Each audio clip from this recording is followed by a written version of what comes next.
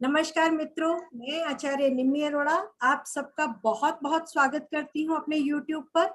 और श्री वीपी गोयल जी का भी हार्दिक स्वागत, जो हमारे राशियों की सीरीज चला रहे हैं। और आज हम इमोशनल राशि कर्क राशि की बात करेंगे। सर, आपका बहुत बहुत स्वागत।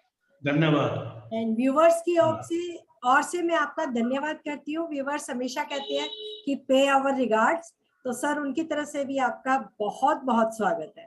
सबका धन्यवाद जी सर, आज हम कर्क राशि में के बारे में आप बताएंगे। हाँ, अब जैसे पहले बोल ही दिया, इमोशनल राशि, परंतु ये वाटरी साइन जल तत्व की राशि है जी। और चंद्रमा स्वामी है। हाँ जी। और चंद्रमा का मन के ऊपर पूरा प्रभाव होता है, ठीक है। तो इसीलिए इसको इमोशनल कहा जाता है। और चंद्रमा इसके लिए बहुत ही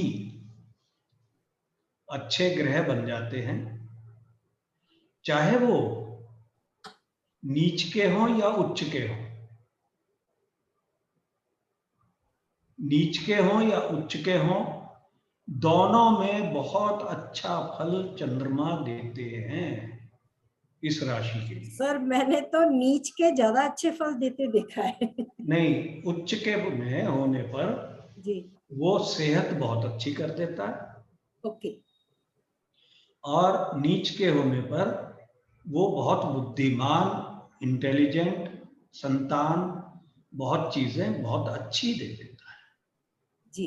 ये इसका वो है, ठीक है। तो चंद्रमा काफी इंपॉर्टेंट लग्नेश है और किसी भाव का स्वामी नहीं है, जी। अकेला है। जी। दूसरा ग्रह आता है सूर्य। जी। अब यहाँ सूर्य की एक खास बात है, वैसे तो हम कहेंगे न्यूट्रल है, परंतु इसका भाव जो है वो सेकंड हाउस है। अगर ये सेकंड हाउस में अपने राशि का होके विराजमान हो जाए तो अति उत्तम है। एक यही स्थिति इसके लिए एक उत्तम स्थिति होती है, ठीक है। इसका कारण क्या है कि ये सेकंड हाउस न्यूट्रल माना गया है जी। और जब द्वितीयेश वहीं पर बैठ जाता है तो वो दूसरे भाव को बहुत बल प्रदान कर देता है। जी। न्यूट्रल है अपने भाव के लिए। जी सर। बहुत अच्छा परिवार मिल जाता है और बहुत सुख मिलते हैं। मतलब परिवार में आपको राजा की तरह ट्रीट किया जाता है। वैसे कोई कर्क में पैदा होना कोई बहुत बढ़िया बात नहीं है, पर फिर भी अच्छा है। अब जैसे इंदिरा गांधी का है, वो द्वितीयेश और पंचमेश का एक्सचेंज है। उसको भी मैं मानूंगा कि सूर्य अपने घर को प्रभावित कर रहा है, अपने भाव को प्रभावित कर रहा है। हाँ जी। तो अपने परिवार में वो राजा की तरह थी। जी सर। ठीक है जी। जी सर। तो ये चंद्रमा और सूर्य हो गए। अब हम आते हैं बुध पर। अब यहां जो बुध महाराज हैं, ये 12वें और तीसरे घर के स्वामी हैं। उच्च के होते हैं तीसरे घर में। तीसरा भाव त्रिशदाय है और बुध लग्नेश को शत्रु समझता है। अगर यहां पर बुध बली हो जाए,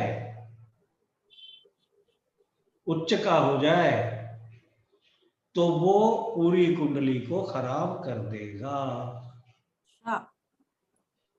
समझ रहे हो ना इसका मीनिंग क्या है? कि वो चंद्रमा का शत्रु है और बली हो गया तीसरे लॉर्ड का होकर के बली हो गया,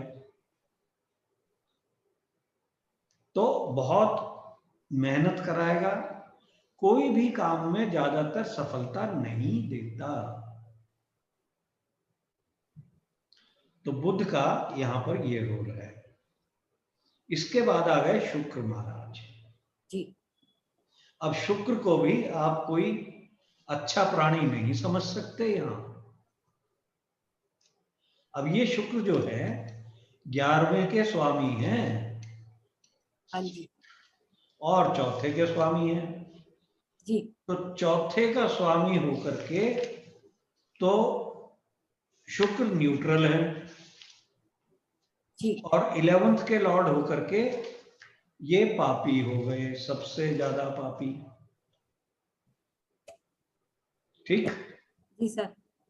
अब यहां पर आप देखो कि क्या क्या ड्रामे हो सकते हैं। अब यहां शुक्र भी चंद्रमा को शत्रु समझता है। हाँ जी। ठीक है, अगर ये भी बलशाली होगा तो अच्छा नहीं समझा जाएगा। ओके। जब तक चंद्रमा बली ना हो, अगर चंद्रमा बली है तब ये सूर्य, शुक्र और बुध इतना कुछ खराब नहीं कर सकते। तो इस कुंडली के लिए चंद्रमा या तो नीच का हो या उच्च का हो। इवन स्वयं राशि में बैठे रहना, जब तक सिर्फ शुभ संबंध ना आए, चंद्रमा का अच्छा नहीं माना जाएगा। अब जैसे श्री राम की कुंडली में है, हाँ जी। बृहस्पति और चंद्रमा लगन में है, हाँ वो जी। एक बहुत बड़ी एक्सेप्शन है, बृहस्पति के साथ हो रहा और दिन का जन्म होना। ठीक है, हम जैसे मैं अभी लिख रहा हूं, वो दिन के जन्म में बृहस्पति को देखा जाता है जी।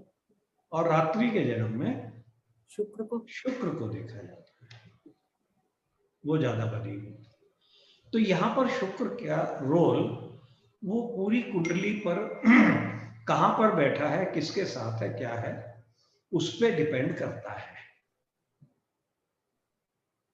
अगर मान लो शुक्र केंद्र में ही अपने भाव में बैठ जाए, अब यहां एक्सेप्शन है, ये सुख की हानि करेगा।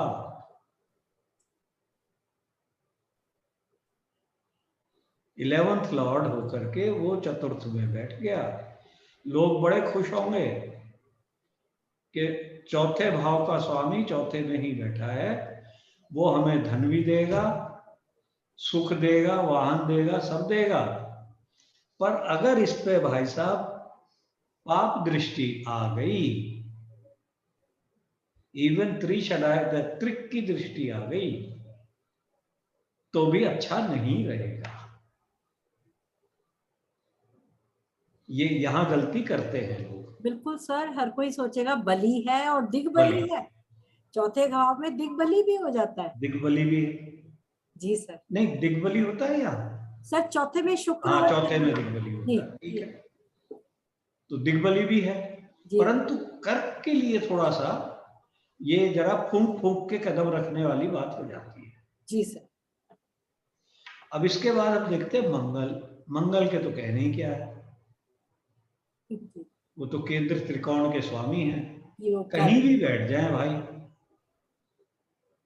योग कारक है। ठीक है। अब मैं एक एक योग बताना भूल गया बुध के बारे में। जी बताएं। अगर बुध 8वें भाव में आ जाए कर्क में, जी बुध एक एक्सेप्शन है 8th हाउस में, जी।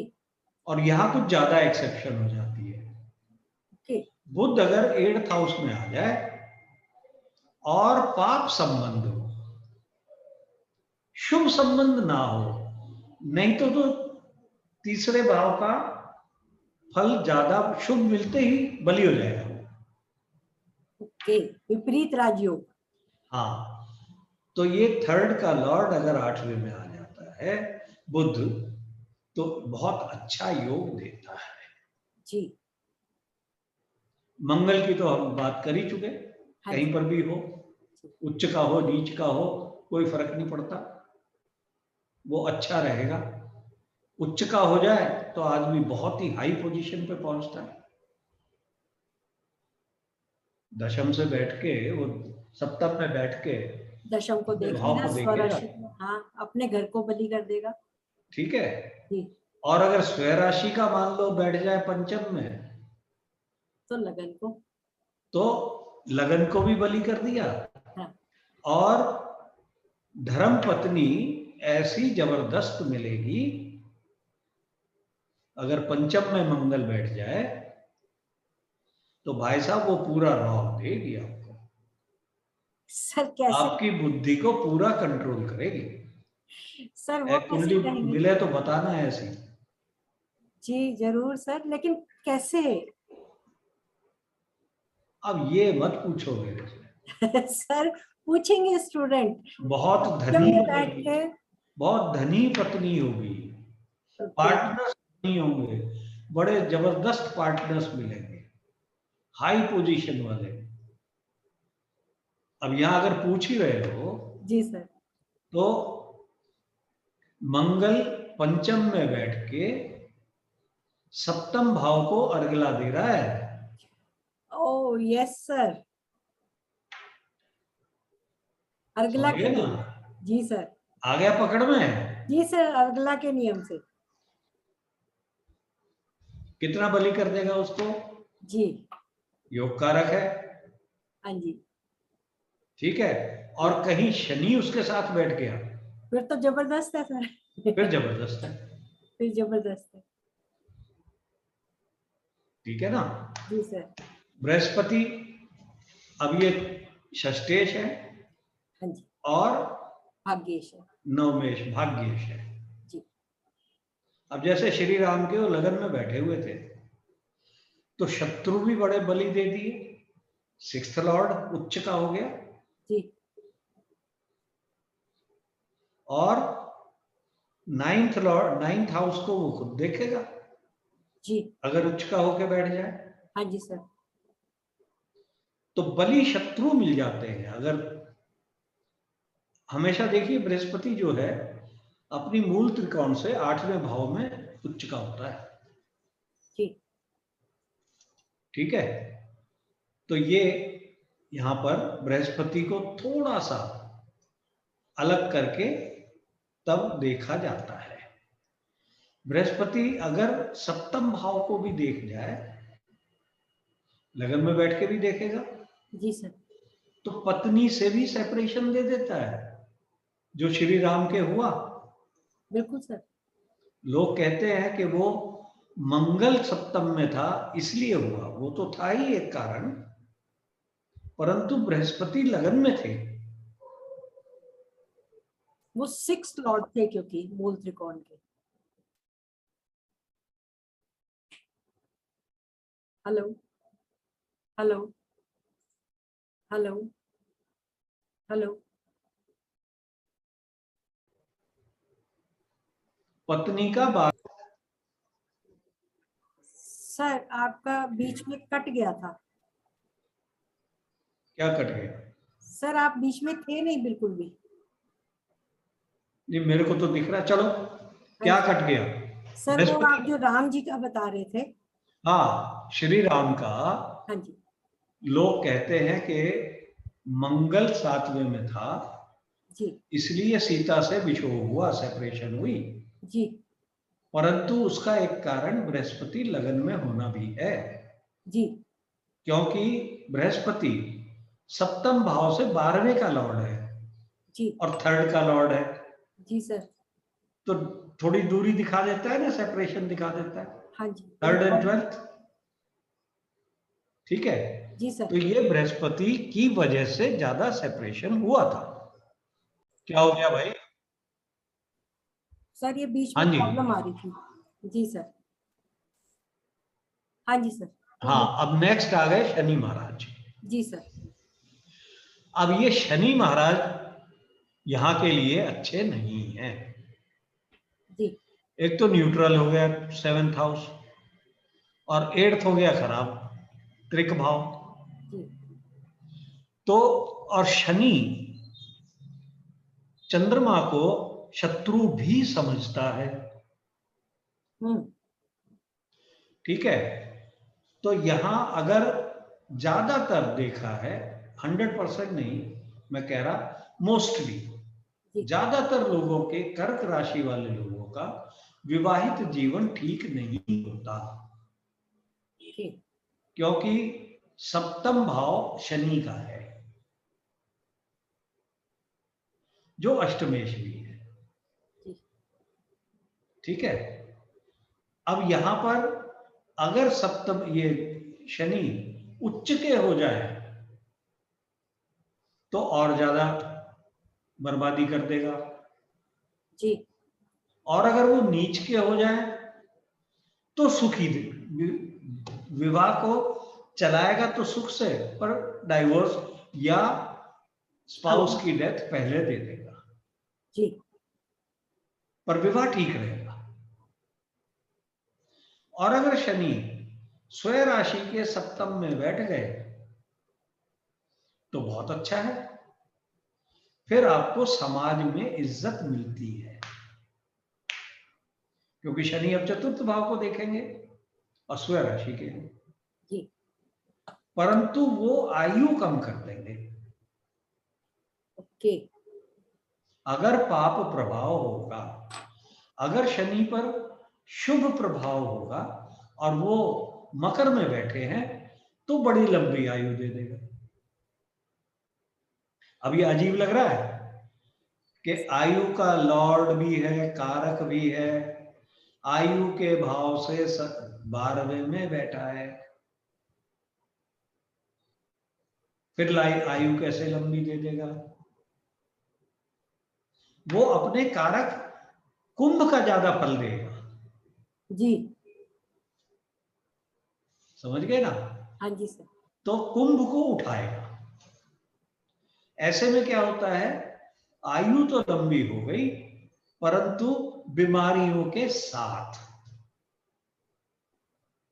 जी सर। तो इसलिए कर्क लगन के लिए शनि महाराज थोड़े से ऐसे प्लेनेट हो जाते हैं भाई। सर इसमें वो मार्केश भी हो जाते हैं, क्योंकि मार्केश हो जाएगा। मैं कह तो रहा हूं जी, अब वो शनि की दशा में ही मारेगा। अगर शनि मकर में बैठे हैं तो शनि की महादशा अंतरदशा में ही डेथ होगी, ये भी पक्का है। ठीक है, और वो कोई सुखी डेथ नहीं होगी, लंबी बीमारी के बाद होगी। ठीक, ये होता है चक्कर जी सर। तो यहाँ हमने सारे कवर कर दिए भाई ग्रह। हाँ जी सर, जी सर। हाँ, तो इसको अब ध्यान से पढ़ो, सुनो। चंद्रमा का 12वें भाव में बैठना क्या दर्शाएगा सर? क्या मन वहां चला गया या मन से वो विदेश, घर से दूर, या कुछ इस तरह? नहीं जी। अब चंद्रमा तो मित्र की राशि में गया है जी, चंद्रमा तो मित्र के पास गया है जी। वो क्या होता है, ये लग्नेश अगर 12वें में चला जाता है तो उसकी इच्छा कहीं और जाकर के बसने की ज्यादा हो जाती है, और कर्क लगन के लिए वो ज्यादा हो जाती है। मित्र की राशि में गया, अब देखो बुध शत्रु समझता है परंतु चंद्रमा उसको मित्र समझता है जी। तो चंद्रमा तो सोच के गया कि मैं अपने मित्र के घर में गया हूं, और मित्र मेरा जो है वो मुझसे शत्रु की तरह से व्यवहार करता है, उसका जो डिस्पोजिटर है, मालिक है जी, वो मेरा शत्रु, वो मुझे शत्रु समझता है जी। अब वो सिचुएशन देखो, मैं तो सोच के रह रहा हूं कि मैं मित्र के घर में रह रहा हूं जी, और वो मित्र आपको दंडित करना चाहता है, आपका शत्रु है जी। आप भ्रम में रहते हो तो आप विदेश जाते हो कि मेरे को अच्छा ट्रीटमेंट मिलेगा, मैं तो मित्र के पास जा रहा हूं जी। पर वो विदेश जो है वो आपका शत्रु है। हाँ जी। वो आपको डंडे मारेगा। जी सर। तो ये होता है, इच्छा होती है बाहर जाने की परंतु फिर पिटता है। तो सर ऐसे ही वो उच्च का होता है तो भी वो तो किसी को शत्रु नहीं मानता चंद्रमा, नहीं मानता, नहीं लेकिन मानता, यस, शुक्र मानता है। शुक्र पर मानता। यहाँ सिचुएशन क्या है, जी सर। अब ये त्रिषडाय भाव में गया है 11th में। हाँ जी सर। 11th में हर प्लेनेट बली होता है, जी। लॉर्ड खराब होता है। जी। वो चाहे शत्रु माने, परंतु इन दोनों केस में चंद्रमा इसमें ज्यादातर 11th में जाएगा जी। तो वो सेहत बहुत अच्छी दे देगा। ओके। त्रिषडाय ग्रोथ है ना, हाँ जी। शरीर की ग्रोथ दे देगा। बढ़िया सर, बहुत बढ़िया सर। आप ज्यादातर देखोगे जी। अगर कर्क राशि में चंद्रमा उच्च का हो जाता है वो आदमी बल्की हो जाता है, जी। फैट हो जाता है। ये चंद्रमा जाके वहां खुश हो गए, जी। जी। वो खुशी में फूला नहीं समा फूला नहीं समाता। जी सर। तो वहां वो बली फैट हो जाता है। जी सर। ठीक है, जी सर। चलो मेरे ख्याल में बहुत है। जी सर। जी। Okay, thank you so much sir. हम ओके, फिर मिलेंगे अगली राशि सिंह राशि के लिए अपनी अगली सीरीज में। आप सब अपना आशीर्वाद, अपना प्यार बरसाते रहे। धन्यवाद जी। और कल भी